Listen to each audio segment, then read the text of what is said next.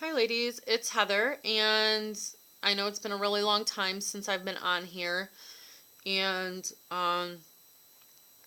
there is reasoning behind it, but it's been so long now that I don't know what to say or, you know, how to make this vlog, because it just seems funny to just pop in out of nowhere and say, hey, guess what?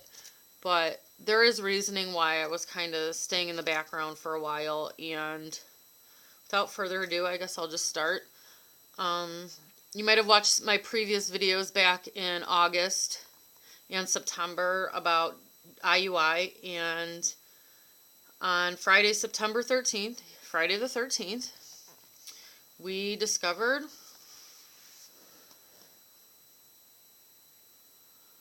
I hope you can see that. It's pretty glary.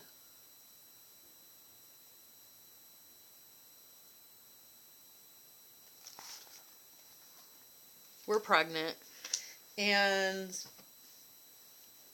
it just feels really good to finally be able to come back into the community and share this news.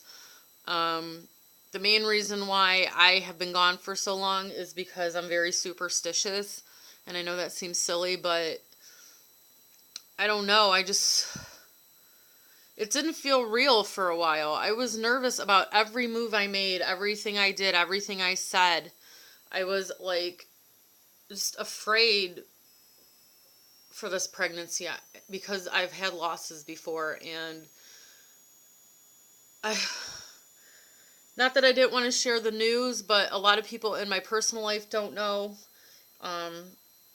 and I didn't want them to accidentally stumble across this. Not that they would, but I just didn't want them to accidentally stumble across it and wonder why I'm on here sharing instead of telling everyone in my personal life. So, there are some reasonings behind it. The first people we told was my parents and my husband's mom.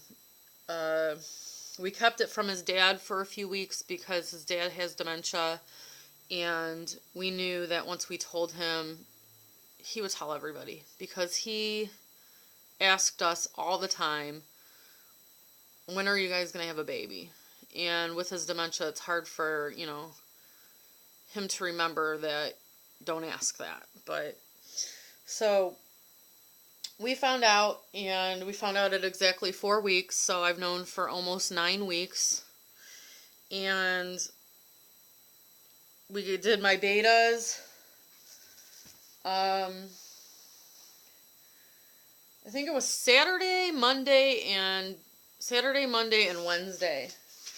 And Friday. I don't know why they did it the fourth day, but Saturday, the day after I found out, my betas were at 146.3. Monday, 380.7. Wednesday, 927.6. And then that Friday, they were 2,110. So, and they did the rubella testing. Some of the day before we found out I was pregnant, a couple of things kind of made me wonder, because I was waiting till after the test date, which it was Thursday was supposed to be my test date, and I didn't want to test on that day because, like I just mentioned, I'm very superstitious. I didn't want to see a negative pregnancy test. I've seen dozens and dozens and dozens of negative pregnancy tests in our journey, and I just wasn't ready mentally or emotionally for that. So, anyways, a couple of clues that this had finally worked was we were at my in-laws' house, and I told my husband that I wanted steak really, really bad, and we don't eat red meat a lot.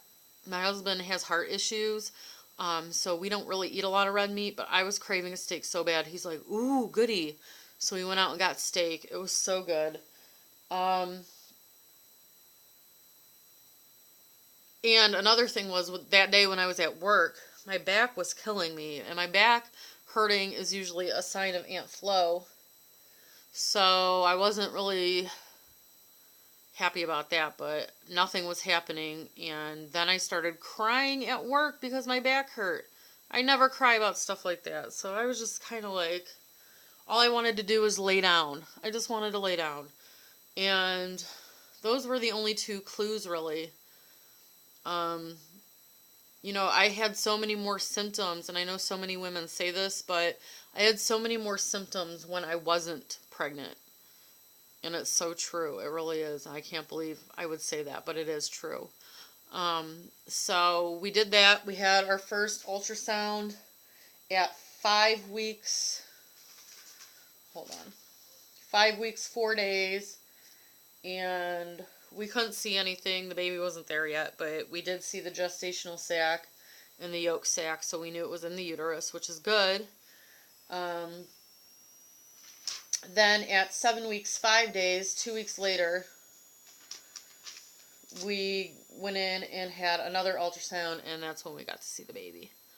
It was literally, I mean, it looks like a little bean. I don't want to show my diary, but do you see that? It doesn't even look like a human. So we got to hear the heartbeat for the first time. It was 150 beats on the nose. And that day I was released to my OBGYN. So my first prenatal appointment was at 8 weeks, 6 days. So Thursday, October 17th. And we didn't get to hear the heartbeat that time. My doctor said that, the Doppler probably wouldn't catch the baby's heartbeat. And I was really sad because I just want to keep hearing my baby and seeing my baby and, obviously not feeling him yet. But, I just wanted to hear it really bad. So it was nerve-wracking not hearing it or seeing it on ultrasound.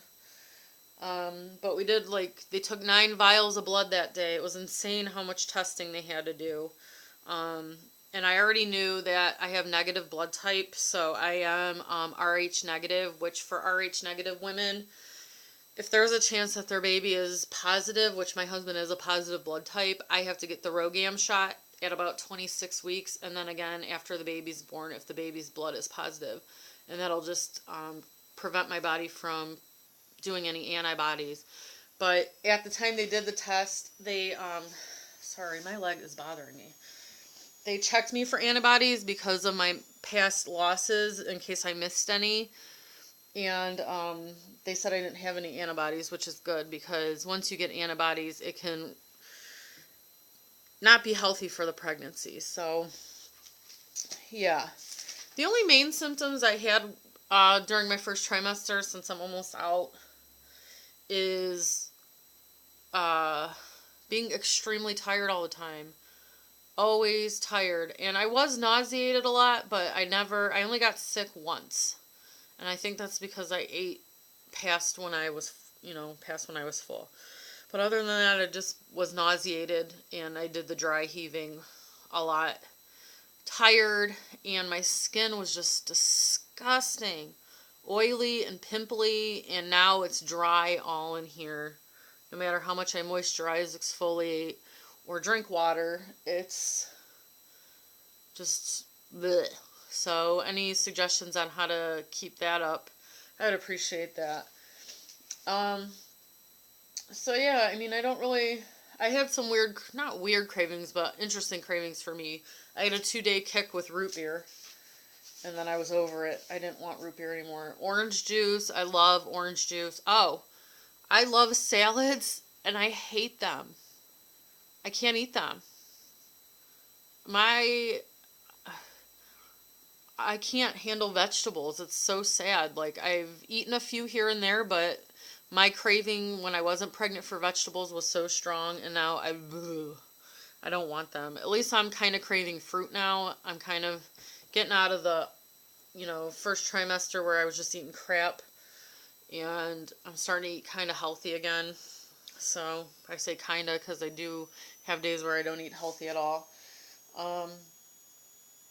So I just can't. Coffee turns my stomach. The smell of alcohol turns my stomach. My patience is extremely thin. So I just went and did my, I had a doctor's appointment on November 8th. I was exactly 12 weeks. We finally got to hear the baby's heartbeat. It was 143 beats per minute, which was good. They told me there was only a 50-50 chance that I would hear the baby's heartbeat, and we got to hear it, so I was extremely happy. Because if they didn't find it on the Doppler, they were going to do an ultrasound. That I just made my mind up. I wasn't going another 4 weeks without hearing my baby's heartbeat, but I did. At the time, I didn't know. I was going in for my nuchal translucency test Monday, which was yesterday. And if you don't know what that is, it's where they measure the thickness of the neck, or like the fluid in the neck, and it is part of a risk assessment for different trisomies, mainly Down syndrome, but I think there was 1 or 2 others that they said. So that was yesterday. We got to see the baby, and it's just, this was the first time it felt extremely real, because the baby looks like a little baby. And, you know, you're not prepared for that. I'm going to try to fold down my information so you can't see it, but that's its little face right there. Eyes. They turned on the ultrasound machine, and the baby was looking right at us. And they had to kind of like jiggle my stomach to get the baby to move, and the baby did not want to move. He just wanted, I just keep saying he, it doesn't, I don't know what it is, but he kept staring at us. And then he did flip backwards, so he was like kind of showing his butt to us, like, I don't want to do this test. So she kind of was like jiggling the wand on my belly, and he finally flipped. So they did get a cute little profile. I'm trying to, so the glare, I don't know if you can see, there's his little head and his body. He kept putting his hands to his face, like, please, no more pictures. But they did the nuchal translucency scan, and so far we're low risk. My measurement was 1.6, and anything under a 3 is considered low risk. I did have the blood drawn. I didn't know I needed blood drawn. They didn't tell me that they would do blood work. I don't know. My doctor just said it was an extra ultrasound. He didn't tell me about the blood work, so I didn't know. But yeah, so that's where we're at. We're at 12 weeks. What am I? 12 weeks, 4 days today, and we're going public on Facebook on Friday. We're wrapping up telling everybody we need to tell. And, yeah, we'll find out. We already know what our gender scan is going to be December 20th, so right before Christmas. We're so excited about that. You know, yesterday on the ultrasound, we got to see that the baby's arms and the baby's legs, and they were sitting kind of like one leg out and one leg folded. And then its arms were out like this, like she called it a teepee. And then, you know, once she started moving my stomach, none too happy with that, and kept putting its hands on its face. It was just, that was the most surreal moment for me, is seeing that baby moving in there, and that it looked like a baby. It melted my heart instantly. Not that it didn't feel real before, but to see it actually look like a baby and to hear its heartbeat, this time around it was 153 per minute. It just blows me away, and every day I just cherish it so much more. So now I'm hoping I can do more updates, now that, you know, we're about to announce it. And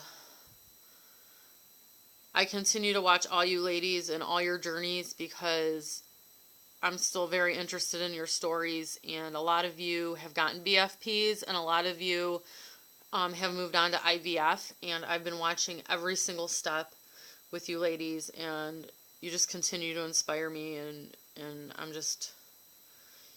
you're just awesome. You're just rock stars. So, yeah, that's all I have to say for now. This video is going pretty long, and I don't know how long I've been rambling about nonsense, but yeah. The main reason I didn't update until now was, like I said, I'm very superstitious, and not only that, I went so long that I didn't know what to say when I came back. So here I am. Like I said, if you want me to make a little video about what I did differently this cycle, I'd be more than happy to do that. But other than that, I will see you ladies very soon, and I will continue to watch your journeys, and I just want to wish you all the best of luck, and I'll talk to you guys soon. Bye.